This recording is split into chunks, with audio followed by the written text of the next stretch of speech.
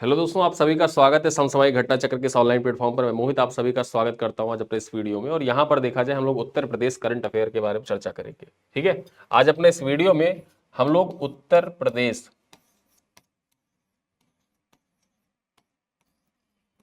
के जो अगस्त महीने का करंट अफेयर है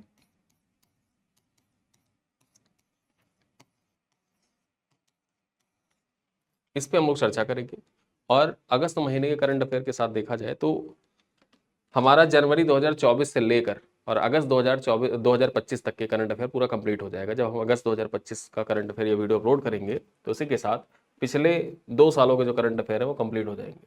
और एक कंपाइल्ड वीडियो आपको प्रोवाइड किया जाएगा साथ ही साथ देखा जाए तो, जिसमें जनवरी 2025 से लेकर अगस्त 2025 तक के जो महत्वपूर्ण करंट अफेयर के जितने भी इवेंट है उत्तर प्रदेश स्पेशल के दृष्टिकोण से, वो एक सारगर्भित वीडियो होगा। और उस वीडियो को एक बार आप बैठ के देखिएगा, 2-3 घंटे का वीडियो होगा। उस 3 घंटे के वीडियो को आप उठा के एक बार देखिएगा। इससे आपके पूरे महीने का करंट अफेयर जनवरी से लेकर और अगस्त तक के जो इंपॉर्टेंट करंट अफेयर वो कंप्लीट हो जाएगा। यूपी स्पेशल के जो आपकी परीक्षा में 4 से 5 सवाल, 6 सवाल, 7 सवाल जो आने वाले हैं करंट अफेयर के, वो सारे करंट अफेयर वहीं पर कंप्लीट हो जाएगा। कोई भी पॉइंट ऐसा नहीं होगा जो वहां से छूटा होगा। जो उसमें है वो सब जगह है, जो उसमें नहीं हो कहीं नहीं है।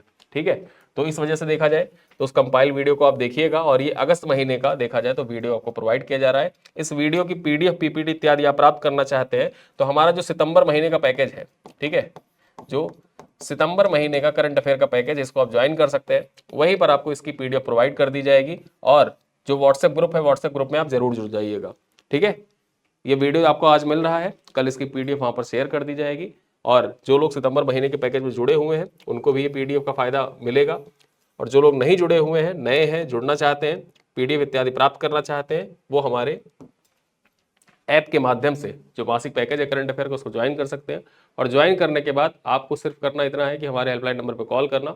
वहां पर आपको व्हाट्सएप कम्युनिटी का लिंक सेंड कर देंगे वो लोग, तो व्हाट्सएप कम्युनिटी में ऐड हो जाना और वहीं से व्हाट्सएप कम्युनिटी से आपको सारी पीडीएफ मिलती रहेंगी। प्रतिदिन मिलता रहेगा, रेगुलर मिलता रहेगा। चलिए स्टार्ट करते हैं महत्वपूर्ण खबर। सबसे पहली खबर ये है कि सशस्त्र सीमा बल एसएसबी के नए महानिदेशक। अब जो एसएसबी के नए महानिदेशक है, इनका उत्तर प्रदेश से क्या संबंध है और क्यों उत्तर प्रदेश के दृष्टिकोण से इनका नाम इंपॉर्टेंट हो जाता है, यहाँ पर देखा जाए तो जो एसएसबी के नए महानिदेशक है वो कौन बने हैं, इनका नाम है संजय सिंघल।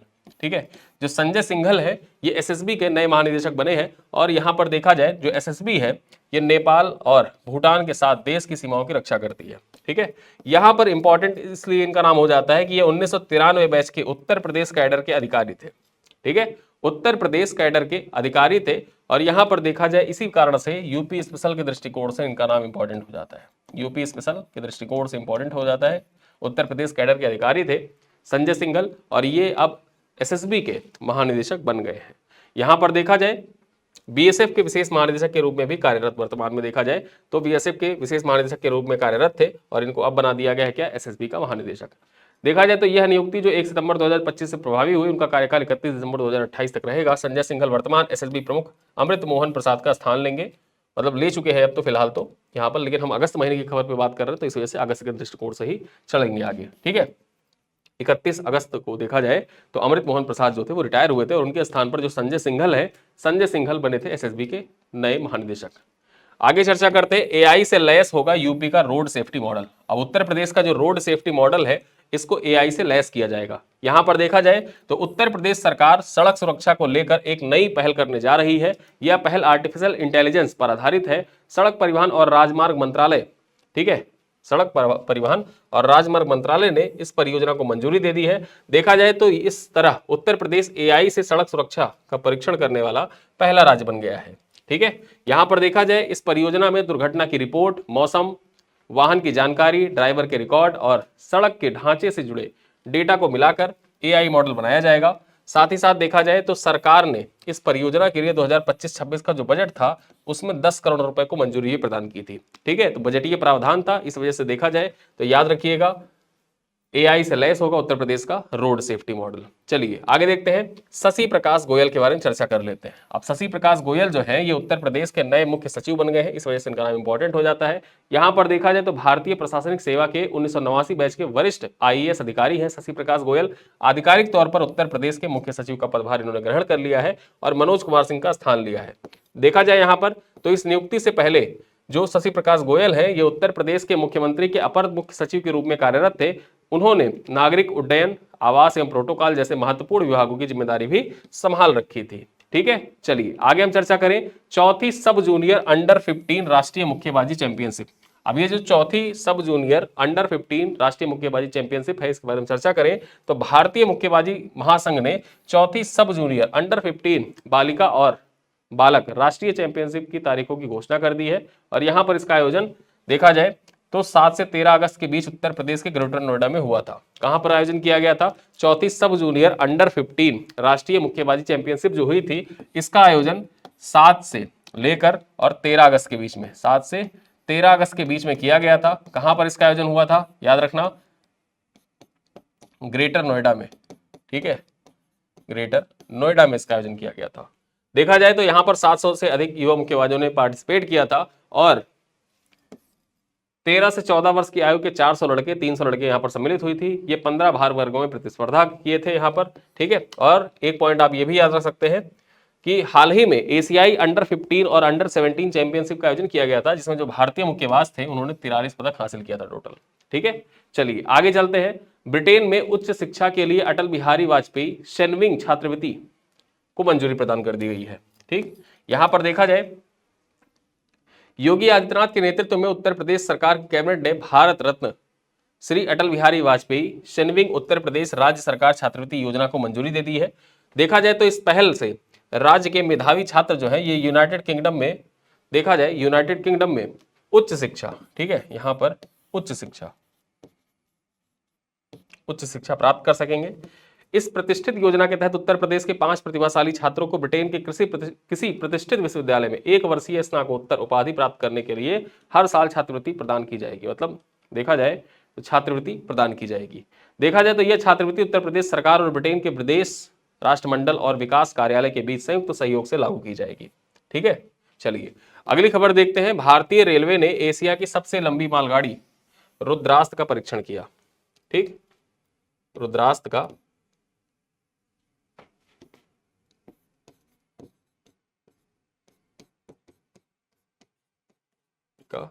परीक्षण।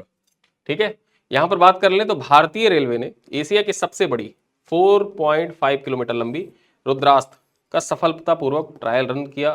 ठीक है, यहां पर देखा जाए ये ट्रायल रन उत्तर प्रदेश के चंदौली से, कहां से? उत्तर प्रदेश के चंदौली से जो चंदौली स्थित गंजौखा स्टेशन है, यहां से झारखंड के गढ़वा तक। ठीक है, तो ये जो लोकेशन है ये जरूर याद रखना, यही आपसे परीक्षा में पूछेगा इस बार, कहां से कहां तक, ये जरूर याद रखना। जो रुद्रास्त्र था, रुद्रास्त्र, पहले तो ये याद रखो कि रुद्रास्त्र है क्या। ठीक, ये जो रुद्रास्त्र है, ये रुद्रास्त्र बेसिकली एक ट्रेन है, मालगाड़ी है, सबसे बड़ी मालगाड़ी है। और इसका जो ट्रायल हुआ, इसका ट्रायल कहां पर किया गया, कहां से किया गया, कहां से कहां तक? तो ये चंदौली स्थित जो गंजखुआ रेलवे स्टेशन है, यहां से झारखंड के गढ़वा तक किया गया था। और देखा जाए तो 209 किलोमीटर की दूरी 5 घंटे 10 मिनट में इसने पूरी की थी, 40.5 किलोमीटर प्रति घंटे की रफ्तार से। इसमें कुल वैगन की संख्या बात कर ले तो 345 वैगन शामिल थे, जिसमें से एक खाली वैगन में 72 टन माल लदा हुआ था। चलिए आगे चलते हैं। 2 नए रक्षा औद्योगिक गलियारे स्थापित करेगी केंद्र सरकार। चर्चा कर लेते हैं यहाँ पर क्या खबर है। 2 नए रक्षा औद्योगिक गलियारे स्थापित करने की केंद्र सरकार के द्वारा घोषणा की गई है। यहाँ पर देखा जाए तो क्यों चर्चा में आ गया, रक्षा गलियारों के कारण उत्तर प्रदेश क्यों चर्चा में आ गया, उस पर हम देखेंगे, लेकिन उससे पहले जान लेते हैं कुछ पॉइंट्स। तो केंद्र सरकार आत्मनिर्भर भारत अभियान के तहत रक्षा उत्पादन को बढ़ावा देने के लिए महाराष्ट्र, असम में 2 नए रक्षा औद्योगिक गलियारे जो डिफेंस इंडस्ट्रियल कॉरिडोर है उनको स्थापित करने की घोषणा की गई है।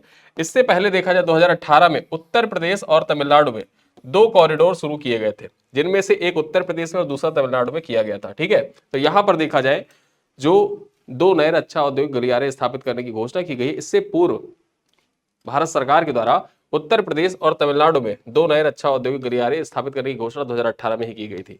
भारत का लक्ष्य क्या है? तो भारत का लक्ष्य है कि 2029 तक रक्षा उत्पादन को 3 लाख करोड़ रुपए तक पहुंचाना है, जिससे यह वैश्विक रक्षा विनिर्माण केंद्र के रूप में स्थापित हो सके। अगली खबर देखिए, सीएम पोषण मिशन शुरू करने की घोषणा की गई है। सीएम पोषण मिशन शुरू करने की घोषणा की गई है। देखा जाए तो उत्तर प्रदेश सरकार ने सीएम पोषण मिशन शुरू करने की घोषणा की है। इस योजना के तहत प्री प्राइमरी शिक्षा हेतु बाल वाटिका को आंगनवाड़ी केंद्रों से जोड़ा जाएगा, ताकि यहां पर देखा जाए ताकि बेहतर पोषण और शिक्षा दोनों उपलब्ध हो सके, ठीक है, ताकि बेहतर पोषण और शिक्षा दोनों उपलब्ध हो सके। यहां पर बात कर ले, इसका ऐलान मुख्यमंत्री ने स्वतंत्रता दिवस के अवसर पर विधान भवन लखनऊ से किया था। साथ ही साथ हर जिले में 100 एकड़ क्षेत्र में यहां पर देखा जाए एम्प्लॉयमेंट जोन स्थापित किए जाएंगे, ठीक, एम्प्लॉयमेंट जोन स्थापित किए जाएंगे, जहां युवाओं को औद्योगिक तकनीक व कौशल प्रशिक्षण प्रदान किया जाएगा और उनको रोजगार से जोड़ा भी जाएगा। चलिए आगे देखते हैं। रेलवे ट्रैक के बीच लगा देश का पहला सोलर पैनल सिस्टम, ठीक है। अब इससे संबंधित जो पॉइंट्स है देख लेते हैं। स्थान और पहल के बारे में चर्चा करते हैं। तो बनारस लोकोमोटिव वर्क्स ने देश का पहला 70 मीटर लंबा रेलवे ट्रैक के बीच सोलर पैनल सिस्टम शुरू किया है। याद रखना किसके द्वारा शुरू किया गया है, जरूर याद रखना, बनारस लोकोमोटिव वर्क्स के द्वारा इसको शुरू किया गया है। संरचना के बारे में चर्चा कर ले तो यहां पर देखा जाए तो इस सिस्टम में 28 सोलर पैनल लगाए गए हैं, जिनकी कुल क्षमता देखा जाए तो 15 किलोवाट पीक है। विशेषता क्या है, पैनल जो है इस तरह से डिजाइन किया गया है कि आवश्यकता पड़ने पर इन्हें हटाया और स्टोर भी किया जा सकता है। इसका महत्व क्या है इसका, ठीक है, इसका महत्व क्या है, यहां पर देखा जाए तो रेलवे की खाली जगह जो है उसका उपयोग बिजली उत्पादन में होगा, ठीक है। रेलवे की जो खाली जगह मतलब रेलवे ट्रैक है, अब ट्रैक के बीच की जगह जो है वो खाली ही रहती है, उसमें अगर सोलर पैनल बिछा दिए जाए तो सोलर जो उत्पादन है उसको बढ़ावा भी मिलेगा। ऊर्जा बचत और पर्यावरण संरक्षण को बढ़ावा मिलेगा, ठीक है, ऊर्जा बचत और पर्यावरण संरक्षण को बढ़ावा मिलेगा। रेलवे की बिजली पर निर्भरता कम होगी और सौर ऊर्जा का विस्तार होगा। यह कदम रेलवे के लिए नई तकनीकी और देश में हरित ऊर्जा को बढ़ावा देने की दिशा में ऐतिहासिक माना जा रहा है, ठीक है। चलिए आगे देखते हैं। उत्तर प्रदेश के पहले ग्रीन हाइड्रोजन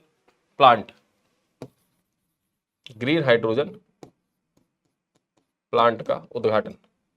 देखा जाए तो मुख्यमंत्री योगी आदित्यनाथ के द्वारा उत्तर प्रदेश के पहले ग्रीन हाइड्रोजन प्लांट, यहां पर प्लांट लिखा हुआ है, ये प्लांट है, प्लांट का उद्घाटन किया गया। ये प्लांट जो है किसके द्वारा स्थापित किया गया है, ये प्लांट जो है ये टोरंटो समूह के द्वारा स्थापित किया गया है। ये प्लांट किसके द्वारा, टोरंटो समूह के द्वारा इस प्लांट को स्थापित किया गया है।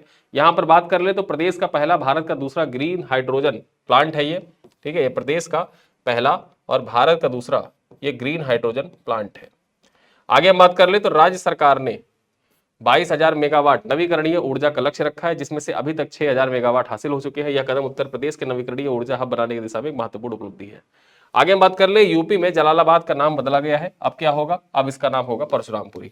उत्तर प्रदेश के शाहजहांपुर के अंतर्गत देखा जाए जलालाबाद कस्बा आता है और केंद्रीय गृह मंत्रालय के द्वारा देखा जाए तो मंजूरी दे दी गई है और इसका नाम अब क्या हो जाएगा, इसका नाम हो जाएगा परशुरामपुरी, ठीक है। यह निर्णय राज्य सरकार के समन्वय और केंद्रित नेतृत्व की पहल को दर्शाता है। जलालाबाद ऐतिहासिक और सांस्कृतिक दृष्टिकोण से महत्वपूर्ण स्थल है, जिसे भगवान परशुराम की जन्मस्थली भी मानी जाती है। पौराणिक ग्रंथों में देखा जाए तो इसका उल्लेख मिलता है। यहाँ भगवान परशुराम का प्राचीन मंदिर भी स्थित है और 2022 में इसे आधिकारिक रूप से इनकी जन्मभूमि घोषित किया गया था, जिससे इसका महत्व बढ़ गया था और इसी कारण से जो जलालाबाद है इसका नाम परिवर्तित कर परशुरामपुरी कर दिया गया है। चलिए आगे देखते हैं। खेलो India water sports festival Srinagar में जो आयोजित किया गया तो उसके बारे में चर्चा करते हैं। तो श्रीनगर में आयोजित खेलो इंडिया वाटर स्पोर्ट्स फेस्टिवल में मध्य प्रदेश 18 पदक, मध्य प्रदेश जो है ये 18 पदक, 10 स्वर्ण 3 रजत 5 कांस्य के साथ शीर्ष स्थान पर रहा। उड़ीसा 10 पदक, 4 स्वर्ण 5 रजत 1 कांस्य के साथ दूसरे स्थान पर, और केरल जो था ये 7 पदक, 3 स्वर्ण 1 रजत 3 कांस्य के साथ तीसरे स्थान पर रहा, ठीक है। तो यहीं पर ये पदक तालिका दी हुई है, पदक तालिका याद रखिएगा, आपके लिए इंपॉर्टेंट है, ठीक। पहला स्थान किसका है, मध्य प्रदेश का है, कुल कितने पदक, 18 पदक, जिसमें स्वर्ण की संख्या 10 है। वहीं पर दूसरा स्थान उड़ीसा का है, यहां पर देखा जाए कुल 10 पदक, जिनमें 4 स्वर्ण पदक जीते। तीसरा स्थान केरल का है, जिसमें 3 देखा जाए गोल्ड जीते और कुल 7 पदक जीते हैं, ठीक है। चलिए आगे देखते हैं एयर क्वालिटी लाइफ इंडेक्स के बारे में।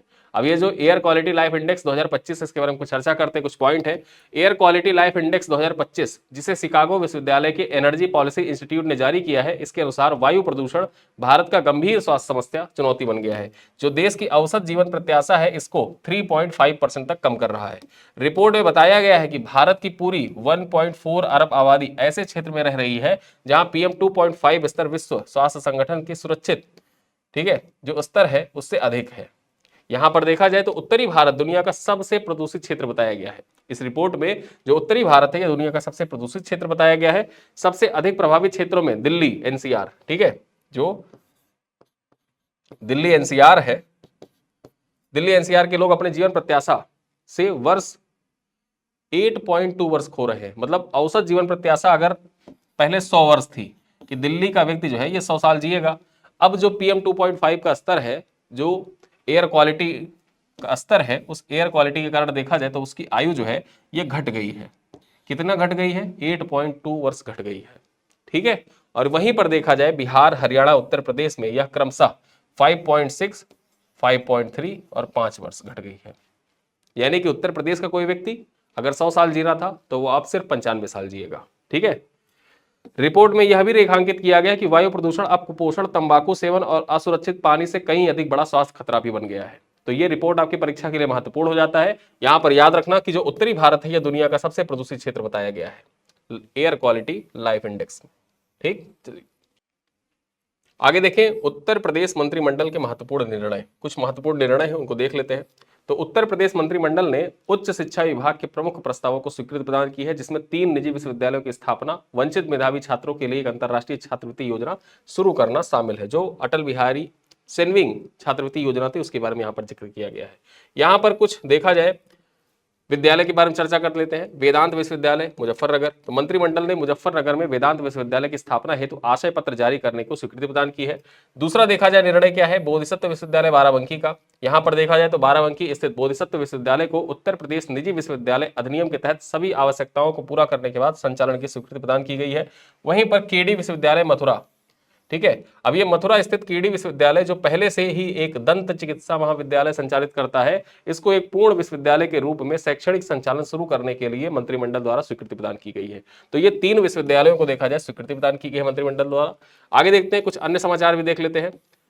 ठीक है, अब यहाँ कुछ अन्य समाचारों में देखें तो रिजेंसी माई केयर ऐप, ये जो रिजेंसी माई केयर ऐप है इसके बारे में देखें तो उत्तर प्रदेश के मुख्यमंत्री योगी आदित्यनाथ ने गोरखपुर में रिजेंसी अस्पताल का उद्घाटन किया और रिजेंसी माई केयर नामक एक ऐप का अनावरण किया। तो रिजेंसी जो माई केयर ऐप है, यहां पर देखा जाए इसका अनावरण किसके द्वारा? योगी आदित्यनाथ के द्वारा किया गया। कहां पर? गोरखपुर में किया गया था।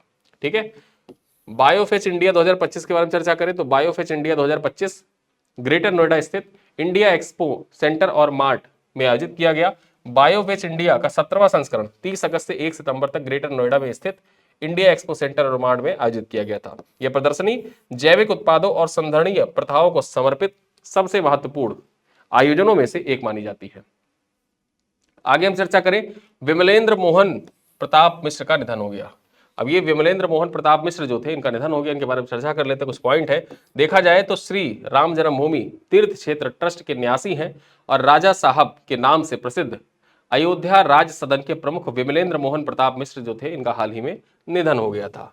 अगली खबर देखा जाए तो फ्लाई ऐश उपयोग और परिवहन पर एक राष्ट्रीय सम्मेलन का आयोजन। रेल मंत्रालय और एनटीपीसी ने 25 अगस्त 2025 को पावर मैनेजमेंट इंस्टीट्यूट नोएडा में फ्लाई ऐश उपयोग और परिवहन पर एक राष्ट्रीय सम्मेलन का आयोजन किया। देखा जाए तो यह अपनी तरह का पहला सम्मेलन है जिसने रेल नेटवर्क के माध्यम से बड़े पैमाने पर फ्लाई ऐश उपयोग के लिए सतत और आर्थिक रूप से व्यवहारक समाधान खोजने के विचार विमर्श का मंच प्रदान किया है। ठीक है, तो इस प्रकार देखा जाए जो अगस्त महीने के इंपॉर्टेंट करंट अफेयर थे, जो महत्वपूर्ण करंट अफेयर थे, वो होते हैं यहीं पर समाप्त। और इस वीडियो के साथ देखा जाए तो अगस्त महीने का जो करंट अफेयर था वो समाप्त हुआ और एक कंपाइल वीडियो पूरा तैयार किया जाएगा। उस कंपाइल वीडियो में देखा जाए तो मैं आपको बताऊं तो यहां पर क्या होगा,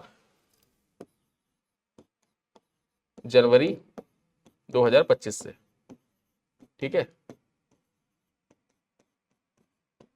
अगस्त 2025 तक आपकी परीक्षा में जो UP social current affair important है वो यहीं तक इंपॉर्टेंट है, जनवरी से अगस्त 2025 तक। और ये जनवरी से अगस्त 2025 तक के जो महत्वपूर्ण करंट अफेयर है उनको कंपाइल किया जाएगा। कंपाइल करके वो वीडियो आपको कल या परसों तक मिल जाएगा। इस वीडियो को आज आप देख रहे हैं, इस वीडियो का आज फायदा उठाइए, देखिए एक बार, और इसके बाद जब पूरा आप कंपाइल वीडियो देखेंगे तो कंपाइल वीडियो देखने के बाद आपका पूरा करंट अफेयर तैयार हो जाएगा। और इस वीडियो की पीडीएफ, पीपीटी इत्यादि भी जो हमारा व्हाट्सएप चैनल है, व्हाट्सएप चैनल पे शेयर कर दिया जाएगा, जहां से आप उसको डाउनलोड कर सकते हैं। चाहें तो प्रिंट आउट निकाल सकते हैं या फिर आप एक बार देखेंगे उसको, आपको चीज़ें रिकॉल हो जाएंगी। ठीक है, और इसी के साथ इस वीडियो को करते हैं एक बार समाप्त। मिलते हैं फिर किसी क्लास में, तब तक के लिए बहुत बहुत धन्यवाद।